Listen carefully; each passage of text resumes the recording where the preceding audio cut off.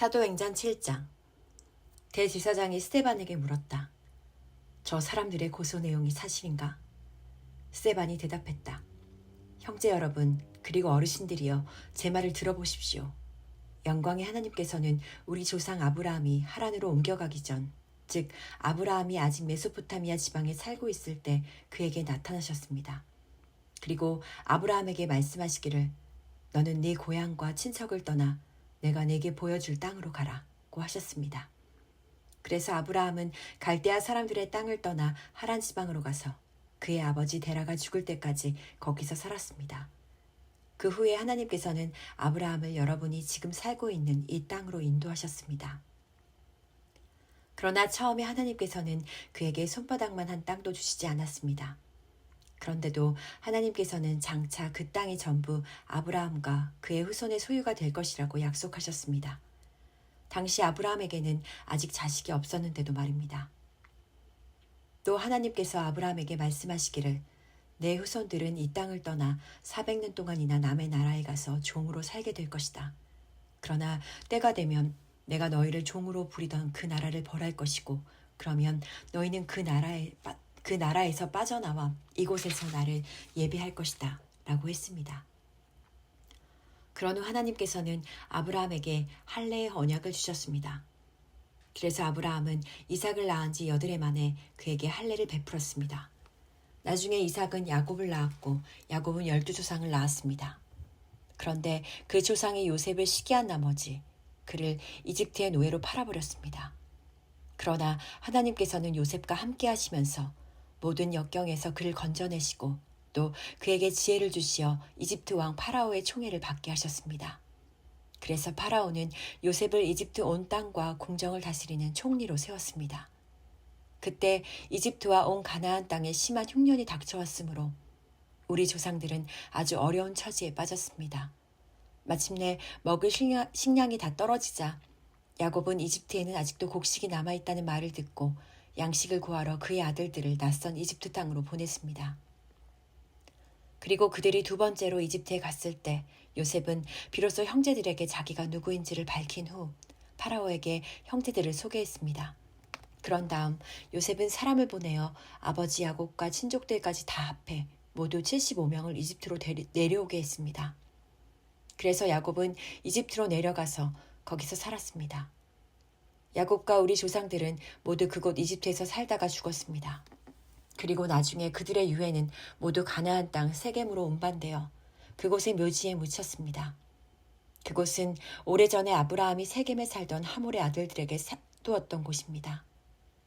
마침내 하나님께서 아브라함에게 하신 약속의 때가 가까워짐에 따라 이집트에 사는 우리 백성들의 수요도 엄청나게 불어났습니다. 그 무렵 이집트에는 요셉에 대해 전혀 알지 못하는 다른 자가 왕위에 올랐습니다. 그 이집트의 새로운 왕은 우리 백성들을 아주 심하게 학대하고 우리 조상들을 힘으로 억눌러 심지어 새로 태어난 남자아이들을 내다버려 죽게 했습니다. 그런 큰 핍박의 시기에 모세가 태어났습니다. 그는 보통 아이가 아니었습니다. 모세의 부모는 3달 동안이나 그 아기를 몰래 숨겨 키웠습니다. 그러나 아이가 자라남으로 더 이상 숨길 수 없게 되자 할 수 없이 그 아기를 나일강에 내다버리게 되었습니다. 그런데 때마침 이집트 왕의 딸의 눈에 띄었고 그녀는 모세를 물에서 건져 자신의 아들로 삼아 길렀습니다.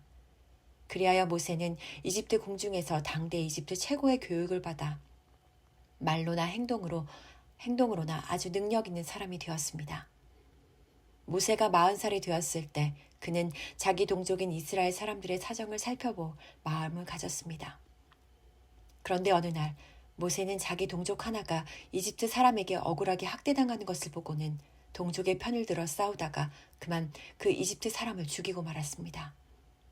모세는 자기가 이스라엘 사람을 도우라고 하나님께서 보낸 사람이라는 것을 동족들이 알아주기를 바랐지만 이스라엘 사람들은 그 사실을 전혀 인정하지 않았습니다. 이튿날 이번에는 모세가 같은 동족인 이스라엘 사람끼리 서로 싸우는 것을 보았습니다. 모세는 싸움을 말리며 말했습니다. 여보시오, 한 핏줄끼리 싸우면 되겠소. 이게 무슨 짓들이오. 그러자 동료를 괴롭히던 사람이 쓸데없이 간섭하지 말라며 모세에게 대들었습니다. 당신은 뭐요? 누가 당신을 우리의 지도자나 재판관으로 세우기라도 했소? 어제는 이집트 사람을 죽이더니 오늘은 나를 죽일 작정이요? 이 말을 듣고 모세는 아차 싶어 이집트 땅을 급히 도망쳐 나와 멀리 미디안 땅으로 갔습니다. 그리고 거기에 눌러앉아 오래 사는 동안 모세에게 두 아들이 태어났습니다. 모세가 미디안 땅으로 도망쳐 온 지 40년이 흐른 뒤 어느 날 모세가 시내산 근처의 광야에 있을 때였습니다. 갑자기 한 천사가 가시나무 덤불이 타오르는 불길 속에 나타났습니다. 크게 놀란 모세가 무슨 일인가 하고 더 자세히 보려고 가까이 다가가자 주님의 음성이 들렸습니다. 나는 네 조상들의 하나님, 곧 아브라함의 하나님, 이삭의 하나님, 야곱의 하나님이다. 모세는 두려워서 감히 고개조차 들지 못했습니다. 주님께서 계속 모세에게 말씀하셨습니다. 네가 서 있는 땅은 거룩한 곳이니 너는 네 신을 벗어라. 나는 이집트에 있는 내 백성이 학대받는 것을 보았고 그들이 부르짖는 소리를 들었다. 이제 나는 내 백성을 해방시키려고 내려왔다. 그러므로 너는 가라. 내가 너를 이집트로 보낸다. 이 사람 모세로 말하면 누가 당신을 우리의 지도자나 재판관으로 세우기라도 했소? 하면서 동족에게 배척받았던 사람인데 하나님께서는 이 모세를 가시나무 덤불이 타오르는 불길 속에 나타났던 천사를 통해 이스라엘 민족의 통치자와 해방자로 세워 동족을 구출해내도록 이집트로 돌려보냈습니다. 마침내 모세는 이스라엘 백성을 이집트에서 이끌고 나왔습니다. 이집트 안에서는 물론 홍해에서 또 광야에서 40년을 지내는 동안 모세는 수많은 기적과 놀라운 표적을 행했습니다. 하나님께서는 여러분에게 여러분의 동족 가운데서 나 같은 예언자를 하나 세워주실 것이다 라고 말한 사람이 바로 이 모세입니다. 이 사람 모세는 이스라엘 백성이 광야에서 회중으로 모여 지낼 때 시내산에서 그에게 말했던 그 천사와 우리 조상들 사이의 중개자가 되어 하나님의 율법인 살아있는 말씀을 천사에게 받아 이스라엘 백성에게 전해주었습니다. 그러나 우리 조상들은 모세의 말을 들으려 하지 않았을 뿐만 아니라 오히려 이집트로 되돌아가려고 했습니다. 그들은 아론에게 이렇게 말했습니다.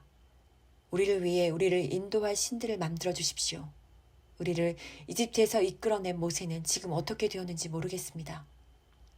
그러고서 그들은 송아지 형상의 우상을 만들어 그 우상 앞에 희생제물을 바쳤습니다. 그들은 자기들의 손으로 만든 그 우상을 섬기며 기뻐했습니다. 그래서 하나님께서는 이스라엘 백성들에게서 얼굴을 돌리시고 그들이 태양과 달과 별들을 신처럼 섬겨도 내버려 두셨습니다. 이것은 예언자들의 책에 이렇게 기록된 것과 같습니다. 곧 이스라엘 백성들아 너희가 40년 동안 광야에서 살면서 나를 위해 희생제물을 바친 적이 있었더냐. 너희는 너희가 예배하려고 만든 우상들 곧 몰록의 장막과 별의 신 레판을 떠매고 다녔다. 그러므로 나는 너희를 포로가 되게 하여 바벨론 저편으로 옮겨버릴 것이다. 여러분, 우리 조상들은 광야에서 증거의 장막을 가지고 다녔습니다. 이 장막은 하나님께서 모세에게 지시한 그대로 모세가 보았던 모양에 따라 만들어진 것입니다. 우리 조상들은 이 장막을 물려받아 여호수아의 지휘 아래 하나님께서 여러 민족을 몰아내시고 주신 가나안 땅으로 들어갈 때 가지고 들어갔습니다. 이 증거의 장막은 다윗 시대까지도 그 땅에 보존되었습니다. 하나님의 크신 사랑을 받은 다윗은 야곱의 하나님을 위해 처소를 짓게 해달라고 간구했습니다. 하지만 실제로 성전을 지은 사람은 다윗의 아들 솔로몬이었습니다. 그러나 지극히 높으신 하나님께서는 사람에 의해 지어진 집에 거하지 않으십니다. 그것은 일찍의 예언자들이 말하기를 주님께서 말씀하신다. 하늘은 나의 보좌요 땅은 나의 발판인데 너희가 나를 위해 무슨 집을 지을 수 있으랴. 내가 들어갈 쉴 수 있는 곳이 어디에 있으랴. 세상의 모든 것들이 다 내 손으로 만들어진 것이 아니더냐 라고 한 것과 같습니다. 고집센 마음과 꽉 닫힌 귀를 가진 사람들이여, 여러분은 여러분의 조상들처럼 언제나 성령을 거역하고 있습니다. 여러분의 조상들이 박해하지 않은 예언자가 한 사람이라도 있었습니까? 여러분의 조상들은 장차 의로우신 분이 오실 것이라고 예언자들을 죽었지만 이제 여러분은 이 땅에 오신 바로 그 의로우신 분을 배반하고 십자가에 못 박아 죽였습니다. 여러분은 천사들이 전하여 준 하나님의 율법을 받았으면서도 그것을 지키지 않았습니다. 스테반의 말을 듣고 공회 사람들은 화가 치밀어 올라 스테반을 보며 이를 갈았다. 그러나 스테반은 성령이 충만하여 하늘을 우러러보니 하나님의 크신 영광이 보이고 또한 예수께서 하나님의 오른편에 서 계신 모습이 보였다. 그런 광경을 보고 스테반이 크게 소리쳐 말했다. 보시오, 저기 하늘이 열리고 인자가 하나님의 오른편에 서 계십니다. 그러자 사람들은 손으로 귀를 틀어막으면서 목청껏 소리를 지르더니 일제히 스테반을 향해 달려들었다. 그런 후 그들은 스테반을 붙잡아 성 밖으로 끌어내더니 돌로 치기 시작했다. 그때 스테반을 고소했던 거짓 증인들은 겉옷을 벗어서 사울이라는 청년의 발 앞에 놓았다. 돌들이 날아오는 가운데서 스테반은 기도했다. 주 예수님, 제 영혼을 받아주소서. 그러고는 무릎을 꿇고 큰 소리로 부르짖었다. 주님, 이 죄를 저 사람들에게 돌리지 마소서. 이 말을 남기고 스테반은 고이 잠들었다.